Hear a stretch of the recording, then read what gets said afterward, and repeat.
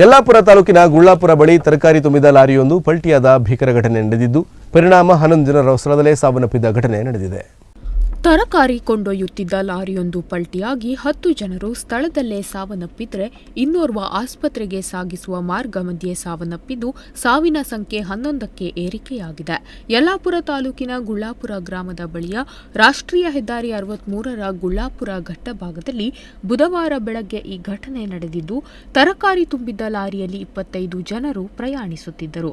ತರಕಾರಿ ತುಂಬಿದ್ದ ಲಾರಿ ಸವಣೂರಿನಿಂದ ಕುಮಟಾಕ್ಕೆ ಸಂತೆಗೆ ತೆರಳುತ್ತಿತ್ತು ಎನ್ನಲಾಗಿದೆ.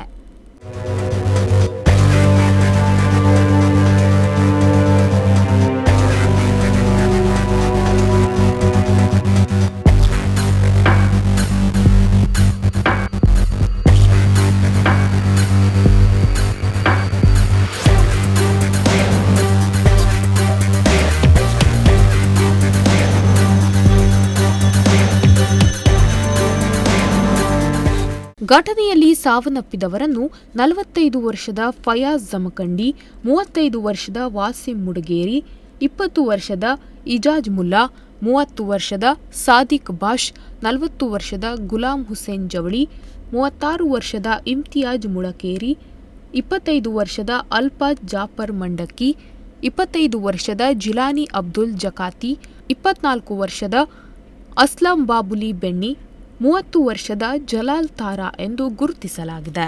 ಸುದ್ದಿ ತಿಳಿಯುತ್ತಿದ್ದಂತೆಯೇ ಸ್ಥಳಕ್ಕಾಗಮಿಸಿರುವ ಎಸ್ಪಿ ಎಂ ನಾರಾಯಣ್ ಹಾಗೂ ತಂಡ ಪರಿಶೀಲನೆ ನಡೆಸಿದ್ದು, ಗಾಯಾಳುಗಳನ್ನು ಆಸ್ಪತ್ರೆಗೆ ದಾಖಲಿಸಿದ್ದಾರೆ. ಮೃತದೇಹಗಳದು ಮರಣೋತ್ತರ ಪರೀಕ್ಷೆಗೆ ರವಾನಿಸಿದ್ದಾರೆ. ಈ ಸಂಬಂಧ ಯಲ್ಲಾಪುರ ಪೊಲೀಸ್ ಠಾಣೆಯಲ್ಲಿ ಪ್ರಕರಣ ದಾಖಲಾಗಿದೆ.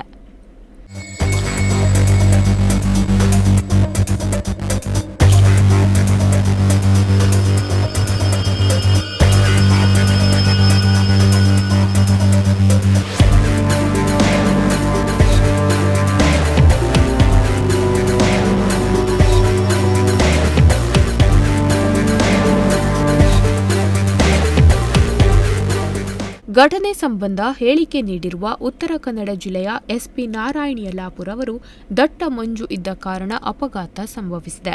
ಮಂಜು ಮುಸುಕಿದ್ದರಿಂದ ಎದುರಿಗೆ ಬರುತ್ತಿದ್ದ ವಾಹನಕ್ಕೆ ಸೈಡ್ ಕೊಡಲು ಹೋಗಿ ವಿದ್ಯುತ್ ಕಂಬಕ್ಕೆ ಡಿಕ್ಕಿ ಹೊಡೆದು 50 ಅಡಿ ಆಳದ ಹಳ್ಳಕ್ಕೆ ಉರುಳಿದೆ. ವಾಹನದಲ್ಲಿ ಹಣ್ಣು ತರಕಾರಿಗಳಿತ್ತು. 28 ಜನ ಪ್ರಯಾಣಿಸುತ್ತಿದ್ದರು. ಲಾರಿ ಪಲ್ಟಿಯಾದ ಕಾರಣ ಜನರ ಮೇಲೆ ತರಕಾರಿ ಬಿದ್ದು ಉಸಿರುಗಟ್ಟಿ 10 ಜನ ಸಾವನ್ನಪ್ಪಿದ್ದಾರೆ ಎಂದು ಹೇಳಿದ್ದಾರೆ. ಪ್ರಕರಣಕ್ಕೆ ಸಂಬಂಧಿಸಿದಂತೆ ಪ್ರತಿಕ್ರಿಯೆ ನೀಡಿರುವ ಮುಖ್ಯಮಂತ್ರಿ ಸಿದ್ದರಾಮಯ್ಯ ಅವರು ಮೃತರ ಕುಟುಂಬಕ್ಕೆ ತೀವ್ರ ಸಂತಾಪ ಸೂಚಿಸಿದ್ದಾರೆ.